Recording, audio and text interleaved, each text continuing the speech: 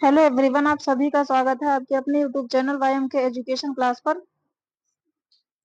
तो क्या है, इस चैनल पर हम पढ़ते हैं क्या, यूजीसी नेट के लिए एजुकेशन सब्जेक्ट दिसंबर बैच के लिए अब स्टार्ट हुआ फ्रेंड्स। बीच में गैप हो गया तो कल से हमने फिर से स्टार्ट किया है। तो कल हमने पढ़ा था क्या योग दर्शन क्या होता है, योग दर्शन किसे कहते हैं, योग दर्शन किसे कहते हैं। तो आज देखिए हम पढ़ेंगे यूनिट 1 और आज 6 क्लास है, मतलब छठी क्लास चल रही है। तो योग दर्शन में शिक्षा का अर्थ क्या होता है, फ्री में अब जो है इस चैनल पर सारी चीजें पढ़ेंगे। तो देखिए, वीडियो को स्टार्ट करने से पहले वीडियो को लाइक और चैनल को सब्सक्राइब अवश्य कर लिया करिए, अपने स्टडी ग्रुप में भी शेयर कर दिया करिए ताकि हमें भी मोटिवेशन मिल सके और अपने इस प्रयास को आगे बढ़ा सकें और एकदम स्पष्ट तरीके से ये कॉन्सेप्ट क्लियर करने की प्रक्रिया हम जारी रख सकें और सभी को इसका लाभ मिल सके हमारे साथ जुड़ के। तो देखिए, शिक्षा का अर्थ क्या है योग दर्शन में।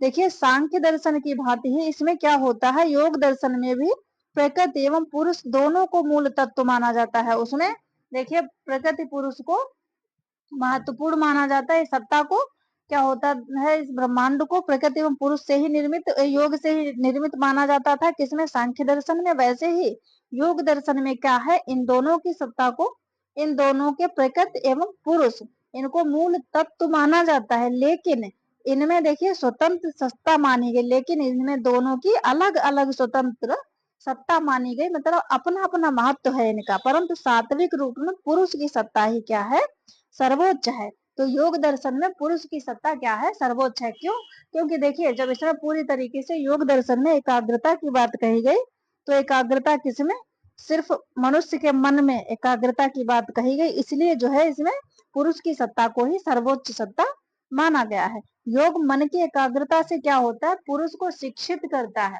मन की एकाग्रता के अभाव में देखिए अविद्या की भावना प्रबल होती है। अविद्या क्या होता है, मतलब अज्ञानता।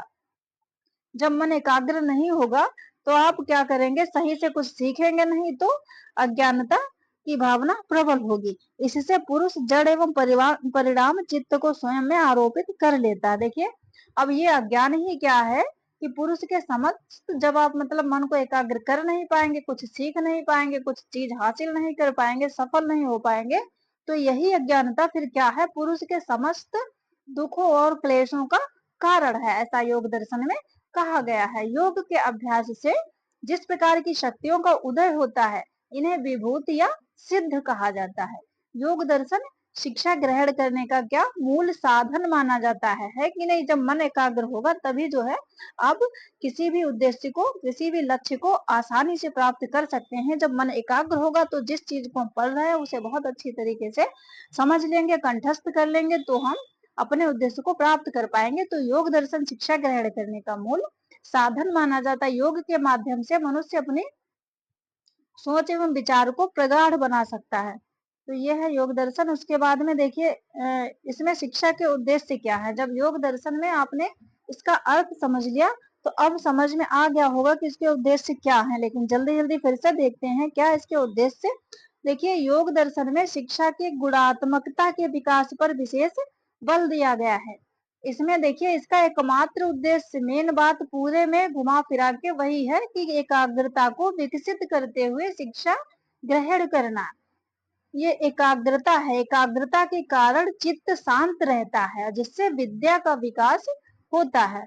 और जब एकाग्रता नहीं होती, जैसे देखिए चंचल मन एवं चित्त के कारण क्या होता है कि अधिगम प्रक्रिया पर नकारात्मक प्रभाव पड़ता है। जब मन जो है आपका इधर उधर भटकेगा, कहीं स्थिर, जिस विषय को आप पढ़ रहे हैं या जो काम आप कर रहे हैं उस पर स्थिर नहीं होगा, और तो आप उस चीज को आगे नहीं बढ़ा पाएंगे, ना ही कर पाएंगे। इससे क्या होगा कि सीखने की जो प्रोसेस है उस पर निगेटिव प्रभाव पड़ेगा।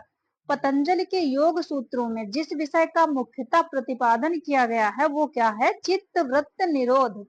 तो पतंजलि, ये पता है आपको, बता चुके हैं कि योग दर्शन के प्रतिपादक कौन है, पतंजलि। तो इनके जो योग सूत्र है इनका, उसमें किसका मुख्यतः प्रतिपादन किया गया, वो क्या है, चित्त वृत्त निरोध। चित्त वृत्त निरोध क्या होता है, जैसे अन्य विषयों से चित्त को खींचकर, मतलब मन को खींचकर, चंचल मन को खींचकर, इस चंचल मन को खींचकर क्या करना कि एक ही विषय में एकाग्र करना। तो ये है चित्त वृत्त निरोध।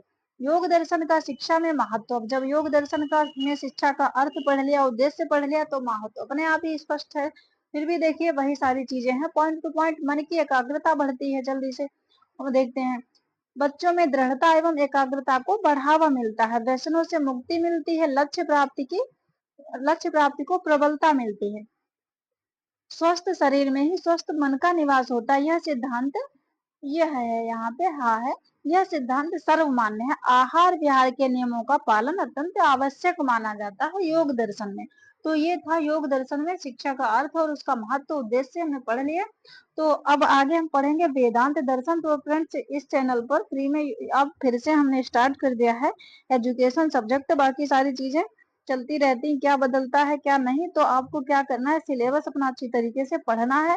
और देखिए बेसिक चीजें पढ़ना अत्यंत आवश्यक हो गया, सिर्फ सारी चीजें PYQ से नहीं, वो बाद में हम करेंगे, लेकिन अभी से जल्दी जल्दी हमारे साथ जुड़िए।